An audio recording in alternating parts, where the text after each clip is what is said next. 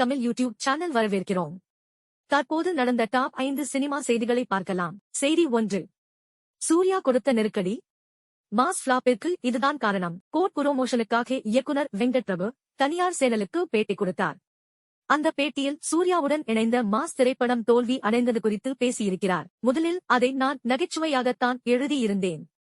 படமாகவே அதனை முழு நீள நகைச்சுவை படமாக கொண்டு வர வேண்டும் என்று நினைத்திருந்தேன்.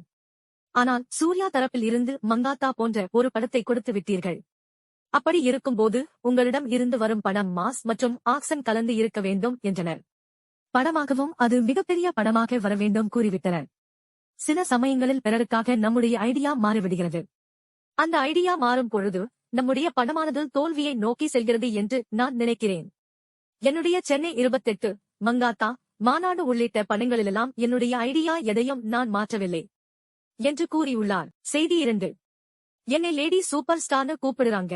லைலா பேட்டி. தற்போது லைலா அளித்த பேட்டியில் தமிழ் சினிமாவின் லேடி சூப்பர் ஸ்டார் என்றால் அது நடிகை நயன்தாராதான்.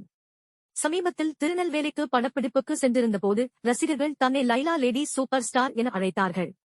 அது தனக்கு மிகவும் சந்தோஷமாக இருந்தது. எங்க காலத்துல சோசியல் மீடியா பெரிதாக இல்லை. ரசிகர்களுடன் தொடர்பு கொள்ளும் வாய்ப்பு எங்களுக்கு பெரிதாக அமையவில்லை என்றும் கூறியுள்ளார் லைலா.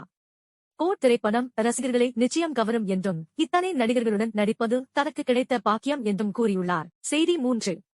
கோட் படத்தில் சிவகார்த்திகேயன் கேமியோ. வெங்கட் பிரபு இயக்கத்தில் அடுத்து நடிக்கவுள்ள சிவகார்த்திகேயனை கோட் படத்திலேயே கேமியோ ரோலில் நடிக்க வைத்துவிட்டார் வெங்கட் பிரபு என்கிற தகவல்கள் ஏற்கனவே வெளியானாலும் அதில் எந்தளவுக்கு உண்மை உள்ளது என்கிற சந்தேகம் எழுந்து வந்த நிலையில் சிவகார்த்திகேயனுக்கான தேங்க்ஸ் கார்டு கோட் படத்தில் இருந்து லீக் ஆகியிருப்பதாக சோசியல் மீடியாவில் அந்த டைட்டில் கார்டின் ஸ்கிரீன்ஷாட்டியாக பரவி வருகிறது. கோட் படத்திற்கான சிறப்பு காட்சிக்கு இதுவரை அனுமதி வழங்கப்படவில்லை என்கிற நிலை உள்ள நிலையில் தமிழ்நாடு அரசு கோட் படத்துக்கு சிறப்பு காட்சிக்கான அனுமதியை வழங்க முடிவு செய்துள்ளதாகவும் அதற்கான அதிகாரப்பூர்வ அறிவிப்பு இன்று வெளியாகும் என்றும் தற்போது தகவல்கள் வெளியாகியுள்ளன. செய்தி 4. தயாரிப்பாளர் மோகன் நடராஜன் காலமானார். விஜயின் கண்ணுக்குள் நிலவு, அஜித்தின் ஆழ்வார், சூர்யாவின் வேல், சியான் விக்ரமின் தெய்வ திருமகள் உள்ளிட்ட பல படங்களை தயாரித்த தயாரிப்பாளர் மோகன் நடராஜன் உடல்நலக் குறைவு காரணமாக நேற்று காலமானார். அவருக்கு வயது 71. பல சினிமா பிரபலங்கள் நேரில் சென்று இறுதி அஞ்சலி செலுத்தி வருகின்றனர். செய்தி 5. Bigg Boss. கமலுக்கு அடுத்து விஜய் சேதுபதியா, நயன்தாராவா?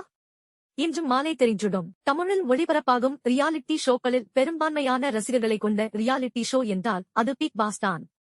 விஜய் டிவியில் ஒளிபரப்பப்படும் இந்த நிகழ்ச்சியை உலகநாயகன் கமல்ஹாசன் தொகுத்து வழங்குகிறார்.